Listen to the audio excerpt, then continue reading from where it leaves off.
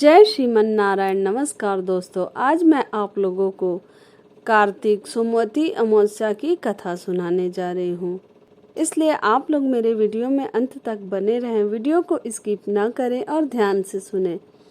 और जो लोग मेरे चैनल पे नए हैं उनसे मेरी विनती है कि चैनल को सब्सक्राइब कर लें और बेल आइकन प्रेस करना ना भूलें। मैं अपनी सुहागन बहनों और माताओं को सोमवती अमावस्या की कथा सुनाने जा रही हूँ। बोलो जय श्रीमन नारायण। एक गरीब ब्राह्मण परिवार था।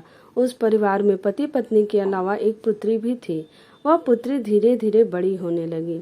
उस पुत्री में समय और बढ़ती उम्र के साथ सभी स्त्रियोचित गुणों का विकास हो रहा था। वह लड़की सुंदर, संस्कारवान एवं गुणवान थी, किंतु गरीब होने के कारण उसका विवाह नहीं हो पा रहा था। एक दिन उस ब्राह्मण के घर एक साधु महाराज पधारे।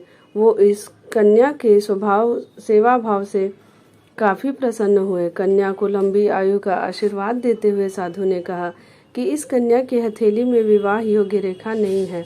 तब ब्राह्मण दंपति ने साधु से उपाय पूछा कि कन्या ऐसा क्या करे कि उसके हाथ में विवाह योग बन जाए।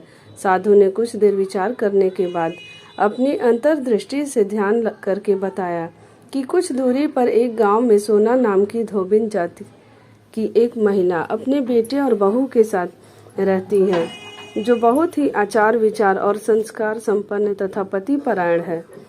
यदि वह कन्या उसकी सेवा करे और वह महिला इसकी शादी में अपने मांग का सिंदूर लगा दे, उसके बाद इस कन्या का विवाह हो तो इस कन्या का वैधव्य योग मिट सकता है।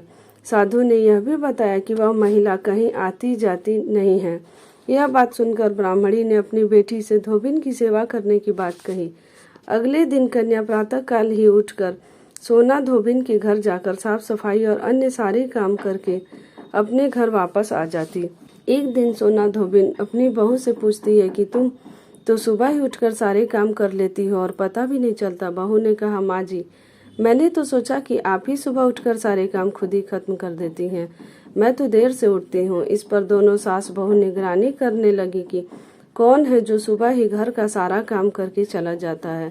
कुछ दिनों के बाद धोबिन ने देखा कि एक कन्या मुंह अंधेरे घर में आती है और सारे काम करने के बाद चली जाती है। जब वह जाने लगी तो सोना धोबिन उसके पैरों पर गिर पड़ी। पूछने लगी कि आप कौन हैं और इस तरह छुप कर मेरे घर की चाकरी क्यों करती हैं। तब कन्या ने साधु द्वारा कही गई सारी बात बताई। सोना धोबिन पति परायण थी, उसमें तेज था, वह तैयार हो गई। सोना धोबिन के पति थोड़ा अस्वस्थ थे। उसने अपनी बहू से अपने लौट आने तक घर पर ही रहने को कहा। सोना धोबिन ने जैसे ही अपने मांग का सिंदूर उस कन्या की मांग में लगाया, उसका पति मर गया। उसे इस बात का पता चल गया। वह घर से निराजल ही चली थी।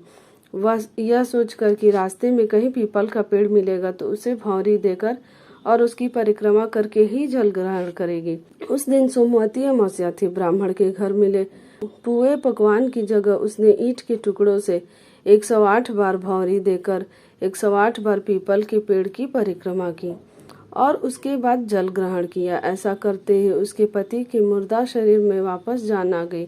धोबिन का पति वापस जीवित हो उठा। इसलिए सोमवती अमावस्या के दिन से शुरू करके जो व्यक्ति हर अमावस्या के दिन भौंरी देता है, उसके सुख और सौभाग्य में वृद्धि होती है। पीपल के पेड़ में सभी देवों का वास होता है। अतः जो व्यक्ति हर अमावस्या को न कर सके तो वह सोमवार को पड़ने वाली अमावस्या के दिन 108 वस्तुओं की भौंरी देकर सोना धोबिन और गौरी गणेश का पूजन करता है, उसे अखंड सौभाग्य की प्राप्ति होती है। ऐसी प्रचलित परंपरा है कि पहली सोमवती अमावस्या के दिन धान, पान, हल्दी, सिंदूर और सुपारी की भौंरी दी जाती है। उसके बाद की सोमवती अमावस्या को अपने सामर्थ्य के हिसाब से फल, मिठाई, सुहाग सामग्री, खाने की सामग्री इत्यादि की भौंरी दी जाती है और फिर भौंरी पर चढ़ाया गया सामान किसी सुपात्र ब्राह्मण, ननद या भांजे को दिया जाता है। बोलो जय श्रीमन नारायण। अगर आपको मेरी यह कथा अच्छी लगी हो तो मेरे चैनल को लाइक करें, सब्सक्राइब करें, शेयर करें और कमेंट में जय श्रीमन नारायण जरूर लिखें।